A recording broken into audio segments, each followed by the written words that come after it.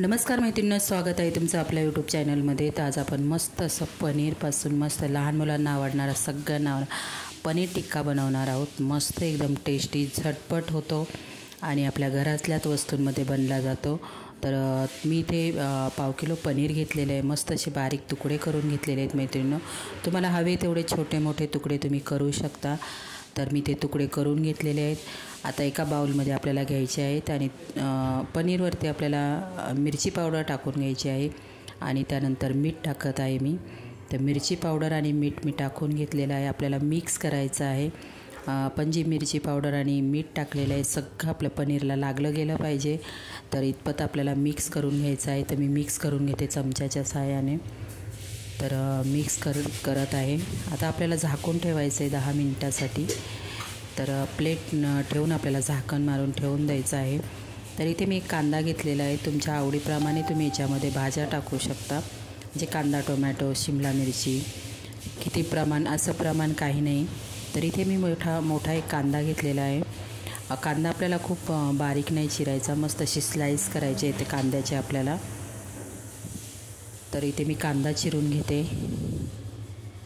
तर बघा, एका कांद्याचे 2च काप केलेले आहेत मी। उभ्या चिरून मारून आडवा एकच कापलेला आहे। तर बघा, असे पीस वेगवेगळे करून घ्यायचे आहेत कांदे आपल्याला। तर मोठाच चिरून घ्यायचा आहे कांदा।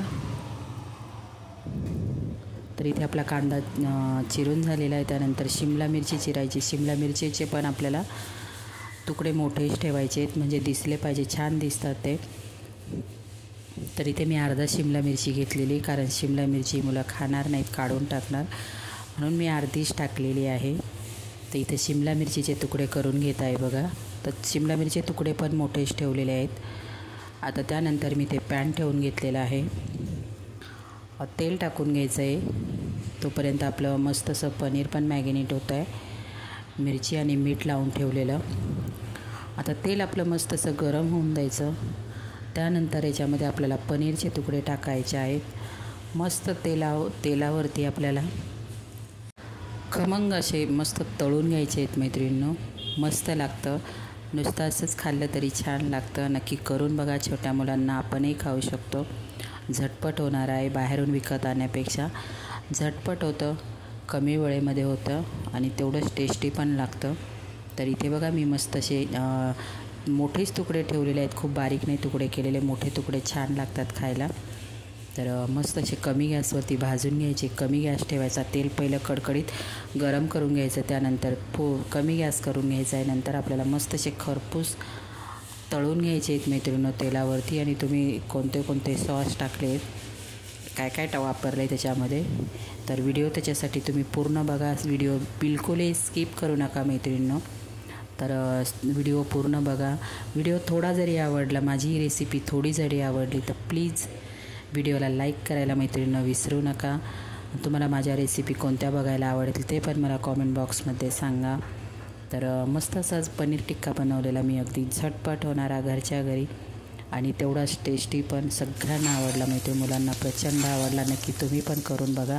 मी पण पहिलीच वेळेस केला आहे, तर म्हटलं चला आपल्या मैत्रिणीबरोबर आपण शेअर करावं म्हणून। तर इथे पनीरचे तुकडे मी असे कमी गॅसवर मस्त असे खमंग तळून घेतलेले आहेत।